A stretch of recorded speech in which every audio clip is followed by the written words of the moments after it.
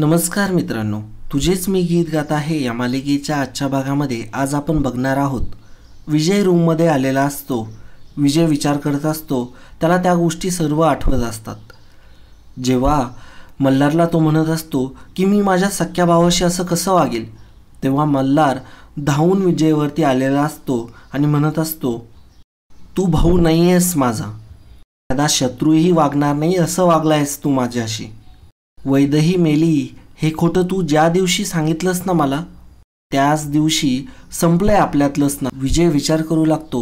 मंजुळा ही वैदेहीसारखी दिसते, ही गोष्ट स्वरासोबत निरंजनलाही माहिती असणार. स्वरापेक्षा निरंजनला विचारायला हवं. विजय फोन काढतच असतो. तेवढ्यातच क्षमा तिथे येते. क्षमा म्हणत असते, तुम्ही जर भाऊजींचा विचार करत असाल तर तो करू नका, त्यांना आता वाटलंय ना बरं. तेव्हा विजय म्हणत असतो, नाही नाही, थोडंसं थकल्यासारखं झालंय त्यामुळं. क्षमा म्हणत असते, नक्की एवढंच कारण आहे ना. माफ करा मित्रांनो, पण जर तुम्ही चॅनलवर नवीन असाल किंवा अजूनही चॅनलला जर सबस्क्राईब केलं नसेल तर प्लीज सबस्क्राईब करा आणि बेल आयकॉनवरही क्लिक करा. स्टार प्रवाहावरील सर्व मालिका तुम्हाला आमच्या चॅनलवर बघायला मिळतील. धन्यवाद. त्यावरती विजय थोडासा घाबरतो आणि म्हणतो की हो, आणि विचारतो की तू काय म्हणत होतीस. क्षमा म्हणत असते, मोनिका पण ना, तिचं काही कळतच नाही मला. आत्ता म्हणत होती की भाऊजी बेशुद्ध पडले याचं कारण स्वराला माहिती आहे आणि आता वाटेल तसं बोलायला लागली तिला. मोनिकाचं डोकं कधी फिरेल, कशावरून फिरेल काही सांगता येत नाही. बरं जाऊ द्या, मी कॉफी आणते तुमच्यासाठी. मग क्षमा तिथून निघून जाते. विजय मात्र विचार करत असतो, निरंजनशी बोलायला हवं. मग तो मोबाईल काढतो, परंतु मोबाईलची बॅटरी डाऊन असते. आता दुसरीकडे इकडे निरंजनला उलटा टांगलेला असतो. तो मंजुळाला म्हणत असतो, ए बाय, तू काय करू राहिलीस, सोड मला, मी तुझं काय वाकडं करू राहिलो. मंजुळा म्हणत असते, हा फक्त ट्रेलर आहे दादासाहेब. मंजुळा म्हणत असते की माझ्या प्रश्नांची खरी खरी उत्तरं नाही दिलीस तर असा पिक्चर दाखवील तो बाप जन्मात बघितला नसशील तू. तो निरंजन म्हणत असतो, तू काय बोलून राहिली मला काही समजून नाही राहिलं, मी हात जोडतो तुला, खाली उतरव मले. मंजुळा म्हणत असते, मी विचारलेल्या प्रश्नांची खरी उत्तर द्यायची, बोल देणार. तेव्हा निरंजन म्हणतो की हो देतो मी. मग ते गुंड निरंजना खाली उतरून खुर्चीवरती बसवतात. मंजुळा म्हणते की आता कटायचं इथून. मग बाकीचे गुंड तिथून निघून जातात. मंजुळा निरंजनला प्रश्न विचारू लागते. मंजुळा म्हणत असते, माझा चेहरा त्या वैदेहीसारखा दिसतो बरोबर. निरंजन म्हणतो की हो बरोबर. स्वराज हा त्या वैदेहीचा पोरगा आहे बरोबर. तेव्हा निरंजन म्हणतो की बरोबर. मंजुळा म्हणते, माझं थोबाड त्या वैदेहीसारखं दिसतं म्हणून तर स्वराज मला आई म्हणतो बरोबर. तेव्हा निरंजन म्हणतो की बरोबर. मंजुळा म्हणते की आणि स्वराजचा बा कोण आहे हे त्याला अजून माहीत नाही, हे तूच मला बोललो होता बरोबर. बोलला होतास की नाही. निरंजन म्हणतो की हा बोललो होतो ना. मग मंजुळा म्हणते, मग आता मल्हार साहेब मला वैदेही म्हणून का हाका मारायला लागले, काय झंगाटे हे. इट्टलासमोर माझ्या डोक्यावरला पदर उडाला आणि अचानक मल्हार साहेबांना माझा चेहरा दिसला आणि त्यांना धक्का बसला आणि बेशुद्ध पडले. आणि शुद्धीवर जेव्हा आले तेव्हा वैदेहीचंच नाव घेत होते. मी स्वतः ऐकलंय माझ्या कानात. आता मला सांगा दादासाहेब, वैदेही, मल्हार आणि स्वराज यांच्यामध्ये काय नातं आहे. निरंजन काही बोलत नसतो. मंजुळा म्हणते, अय तुंतुन्या, आता इकडं बघायचं आणि तुरुतुरू बोलायचं. डोक्याचा लय भुगा झालाय, आता जास्त लाडात आलात ना तर गाल लाल झाले म्हणून समज. चल चटचट बोल. मल्हार साहेब आणि वैदेहीचं काय लफडं होतं. निरंजन म्हणू लागतो, तू काय बोलतेस ना मला काही समजून नाही राहिलं. वैदेही म्हणते की बरं चल, मी त्यांनाच फोन करून विचारते चल. मग निरंजन सांगू लागतो की मल्हार साहेबांचं प्रेम होतं वैदेहीवर.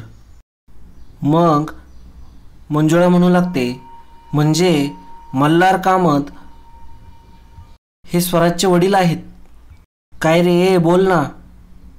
निरंजन होकारार्थी मान हलवतो. मंजुळा म्हणते, मल्हारचा लेक स्वराज आहे हे स्वराजला माहीत नाही का. निरंजन म्हणतो की नाही. मग मंजुळा मात्र खूप रागावते. निरंजनला म्हणते, तू माणूस आहे की हैवान, तू एवढी मोठी गोष्ट कशी लपवू शकतो. निरंजन म्हणतो की मजबुरी आहे ना. तेव्हा मंजुळा म्हणते की खड्ड्यात गेली तुझी मजबुरी. मंजुळा म्हणते की तो मुलगा तेव्हा निरंजन म्हणतो, मुलगा नाही मुलगी आहे ती. मुलगा नाही ती मुलगी आहे. स्वरा नाव आहे तिचं. निरंजन सांगू लागतो की ती मल्हार साहेबांचीच मुलगी आहे, परंतु मल्हार साहेबांना माहीत नाही आहे. आणि स्वराला ही गोष्ट माहिती आहे की मल्हार गुरुजी हेच तिचे वडील आहे. मग मंजुळा म्हणू लागते, मग ती सांगत का नाही आहे, बाबा म्हणून का हाक मारत नाही आहे, आणि ती पोरासारखी का बरं राहती. तेव्हा निरंजन सगळी स्टोरी सांगू लागतो. निरंजन म्हणू लागतो की मल्हार साहेबांचं वैदव्यावरती प्रेम होतं, परंतु नंतरून त्यांच्यापासून तिला मुलगी झाली. परंतु नंतर मग मंजुळा म्हणते की मग तुझं काम नव्हतं का हे त्यांना सांगायचं. नंतर मल्हार साहेब मुंबईला निघून आले. मग नंतर त्यांच्यापासून तिला मुलगी झाली. मंजुळा म्हणते, स्वरा तिच्याच घरात ती अनाथ म्हणून राहते, हा अन्याय नाही का तिच्यावरती. तिला तिचा हक्क मिळायला नको. मल्हार साहेबांना बाबा म्हणायचं नाही हे आम्ही बजावलं होतं तिला. तेव्हा मंजुळा म्हणते, आम्ही म्हणजे अजून कोण कोण आहे याच्यात. निरंजन म्हणतो, मल्हार साहेब, पिहू आणि मोनिका या तिघांना सोडून सर्वांना माहिती आहे की मल्हार हे स्वराचे बाबा आहे. मंजुळा म्हणत असते की मी काहीही करून स्वराला न्याय मिळवून देणार. मी आता त्यासाठी स्वतः सर्वांपुढे गोष्टी घेऊन येणार. तेव्हा निरंजन म्हणत असतो, तू असं काही करू नको. त्या सर्वांचा माझ्यावरून विश्वास उठेल आणि स्वराला स्वराजमध्ये बनवण्याचा जो निर्णय होता तो माझा एकट्याचा होता. तेव्हा मंजुळा म्हणते, तू कोण रे एवढा मोठा लागून गेला त्याचा निर्णय घेणारा. तेव्हा निरंजन म्हणतो, मी त्याचा सक्का मामा आहे. तेव्हा मंजुळा म्हणते, अरे बापरे, तू सक्का मामा आहे त्याचा. आता तू अजून काय काय लपवलंयस. मी एक उलगडा करायला जाते आणि दुसराच उलगडा बाहेर येतोय. हे काय काय लपवलंयस अजून तुम्ही. तेव्हा निरंजन म्हणतो की आता मल्हार गुरुजींनी स्वराला सांगितलंय की ते त्याला दत्तक घेणार आहे जर त्यांचे वडील जर सापडले नाही तर. मंजुळा म्हणते, अरे वा वा, खूप छान प्लॅन बनवला आहे तुम्ही सर्वांनी मिळून. निरंजन म्हणत असतो, अगं पण स्वराने जेव्हापासून तुला बघितलंय ना तेव्हापासून तो तुला आई मानतोय, त्यामुळं तो तुला घरी घेऊन आला. आणि तिला खात्री आहे की मल्हार सरांनी ना तुला पाहिलंय आणि तिला आता असं वाटून राहिलंय की वैदेही समोर आली आहे म्हणून धक्का बसलाय.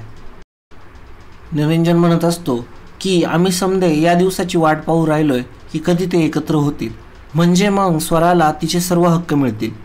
आणि मग मंजुळा देखील राजी होते आणि मग मंजुळा आणि निरंजन घरी एकत्र येतात. आणि नेमकं हे विजय बघतो.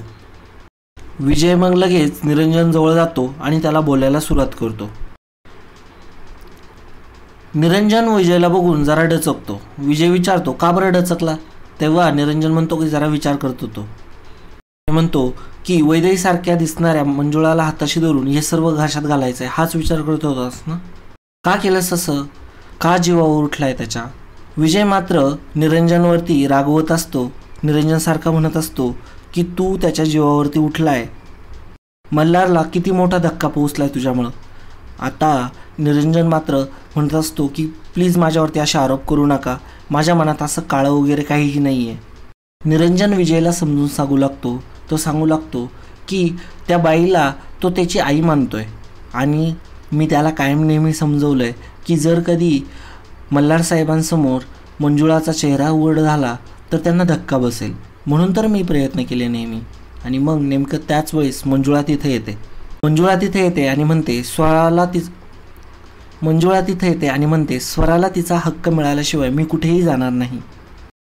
मग निरंजन विजयला म्हणू लागतो की स्वरा तिला आई का म्हणते ना हा तिच्या मनात प्रश्न होता, म्हणून मी तिला सर्व काही खरं खरं सांगून टाकलं, बाकी माझ्या मनात काहीही वाईट नव्हतं. विजय म्हणू लागतो की मी आत्ताच मल्हारला समजवलं की भावनेच्या भरात कोणताही निर्णय घेऊ नको आणि मीही तेच केलं. विजय मग मंजुळाकडे येतो आणि म्हणतो की आपल्यामध्ये जे काही झालंय ते आपल्यामध्येच राहू द्या, याच्याविषयी कोणाला काही बोलू नका. तेव्हा मंजुळा म्हणते, स्वराला तिचा न्याय मिळाला पाहिजे, मला फक्त एवढंच हवं आहे. विजय मात्र मंजुळासमोर हात जोडत असतो आणि म्हणत असतो तुम्ही असं काहीही करू नका ज्याने मल्हारला धक्का बसेल. आणि मित्रांनो आजचा भाग इथे संपतो. पुढील भागामध्ये आपल्याला बघायला मिळणार आहे स्वरा म्हणत असते की आई तू काय करून राहिली ग. तेव्हा मंजुळा म्हणते की माझी लेक आता निजणार आहे ना तिच्यासाठी बेड सजवते. मग स्वराच्या डोळ्यांमध्ये पाणी येतं आणि मंजुळा म्हणते की तू स्वरा आहेस ना व. आणि स्वराला खूप आनंद होत असतो. आणि मग मंजुळा आणि स्वरा एकमेकांपाशी झोपलेले असतात. नेमकं तेवढ्यातच क्षमा तिथे येते आणि हे बघते. तिला खूप धक्का बसतो. क्षमा मंजुळाला विचारते, तू स्वराजच्या रूममध्ये का झोपली आहेस? आणि मित्रांनो, हा व्हिडिओ तुम्हाला कसा वाटला कमेंटद्वारे नक्की कळवा. धन्यवाद.